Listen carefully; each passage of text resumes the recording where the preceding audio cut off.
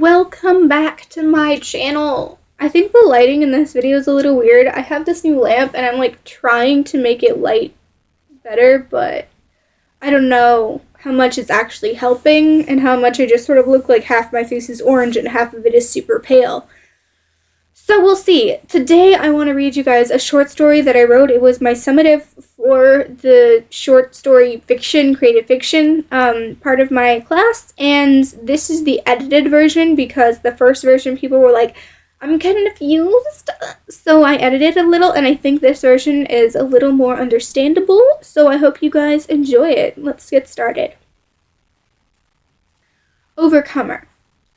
A boy, Evan, stares down at his school desk, his hands twitching nervously. A dark blue hoodie envelops his small frame, and a platinum blonde fringe hangs in his eyes. He blinks rapidly, his pale blue irises contracting. Evan clasps his hands together, knuckles whitening with the effort to keep still. After a few seconds, he gives up and slides his hands under his thighs. He sits on his hands, knees bouncing. Don't do it. Don't do it. Don't do it. His fingers clench. I said don't! He reaches across the aisle to the desk of the person sitting next to him and pushes their iPad onto the floor, letting it shatter. All heads turn his way. No, he didn't. His hands remain under his thighs. His knees continue to bounce. He reaches behind him to pull his hood up, anything to hide from the eyes he is sure are boring into him. His elbow smashes into the face of the girl sitting in the desk behind him. Blood spurts from her nose. She screams. Blood drips onto the desk, onto his hood, onto his arms, onto the floor, everywhere. It's everywhere. Everything is red. No. No, it's not. Everything is exactly the color it's supposed to be. No one is bleeding. His hands are in their proper place. But now Evan realizes that he has a broken pencil on his desk. He needs to throw it away. As he stares at it, he envisions the process. Attempt to pick up the pencil. It will roll off the desk and fall onto the floor with a loud clattering sound. You will scramble around for it comically. People will watch and laugh. When you have returned it to your possession, you will walk towards the trash can. The trash can is on the other side of the classroom. If you walk in front of the classroom, you will disrupt the lecture and people will stare at you. If you walk in the back of the classroom, the teacher will stare at you, which will make the students stare at you, and it will be so much more obvious because they will be turned around in their seats. Either way, you will be so embarrassed that you will trip and fall, landing on the ground in a way that injures you, but not visibly. You will pick yourself up. You will drop the pencil into the trash can. You will miss. You will try again and this time succeed.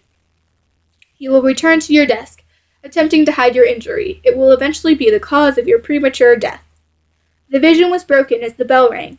He jumped, then stood up, his things having been packed long in advance. Taking the pencil, he exited the room, walking along with the crowd. He could have thrown the pencil away just then, but he liked the feeling of it in his hand, the smooth, rigid line, the sharp, jagged edges filled with splinters, the poison-filled center. A great metaphor for himself, rigid, painful, and poisonous. He slid the pencil into the pocket of his hoodie. Evan climbed the stairs to the next floor, ducking his head and apologizing under his breath as people pushed past him, complaining to each other of his slowness. He entered his study hall room. He hated this room. It was so loud. Metal tables and stools stood in a room with a tiled floor that was quite echoey, not a recipe for silence. He cringed as he pulled out his stool to sit down, the screeching sound grating on his ears. Placing his backpack on the table as gently as he could so as not to make any noise, he contemplated how he should spend his time. Often he would use this 45 minutes to get some greatly needed sleep.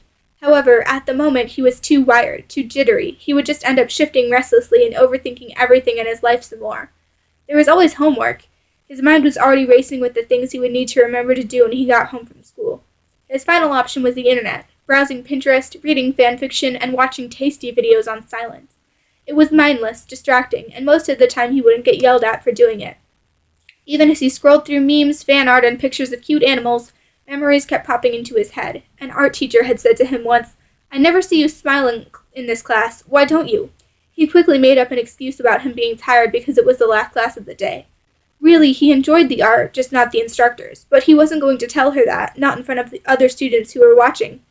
After that day, he made a point to smile and act happy in that class, unless it was a particularly bad day and he couldn't bring himself to, just to keep from drawing attention to himself. Whenever he would do something slightly noticeable and people reacted, he would draw into himself, retract his limbs like a turtle or hermit crab. Sometimes he literally put his feet on his desk chair just so he could be sure he wouldn't touch anything else.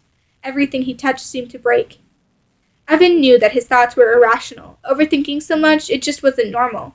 He shook his head, trying to shoo away the depressing thoughts. Maybe if he were like other people, he would have it easier. Maybe if he wasn't so different. He sighed and laid his head down on the table. There was no use in trying to distract himself. He was just odd.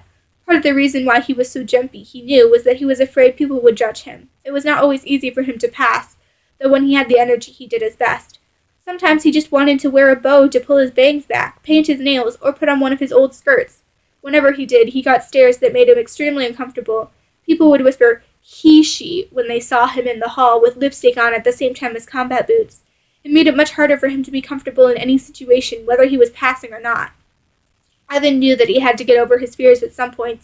He had come out to a few of his teachers, but not all. He might as well get it over with. One less thing to be anxious about. His hands shook as he reached into his backpack and pulled out a folder. There, the first page inside was a math paper. It was due next block. Perfect. Evan bit his lip, then slipped the bit of broken pencil out of his pocket. It still had the eraser on it. He stared down at the math paper as if daring it to challenge him. Then slowly he began to erase. E, gone. N, gone. I, gone. L, gone. E, gone. G, gone. Working backward, he erased the extra letters from the line marked name. Evangeline was gone. Evan was here to stay. So, I hope that story didn't, offend anyone. I was writing it mostly from, my experiences and stuff, taking, sort of something that I experienced and, changing it a little bit. So it is fiction mostly. So if you couldn't tell, it's a person who is trans, female to male. They are, having a hard time passing really well because they still have some things that they enjoy that are traditionally feminine, and people are being stupid and not, acknowledging them for who they are. And so it makes them very, very anxious, and then they already have anxiety, so that coupled with it makes them have these sort of irrational thoughts, and, you're sitting somewhere and then you, does this never happen to anybody else? Because I know that it happens to me, hence why I wrote it, but, where you're sitting somewhere and in your head, you're screaming, but you're not screaming, you're sitting there and being perfectly normal, but in your head, you're doing something completely different. And so then sometimes your hands or your face or something actually reacts to what you're doing, because I know I'll be having a conversation in my head and I'll respond verbally, and I'll be randomly in some situation where I'm not actually having the conversation, and people will be like, what? So maybe that's just me and I'm just crazy, but if any of you guys can relate to that, then please thumbs up or something so I know I'm not alone. Thank you guys so much for watching this video, and I will see you guys all in the next one. Have a great day!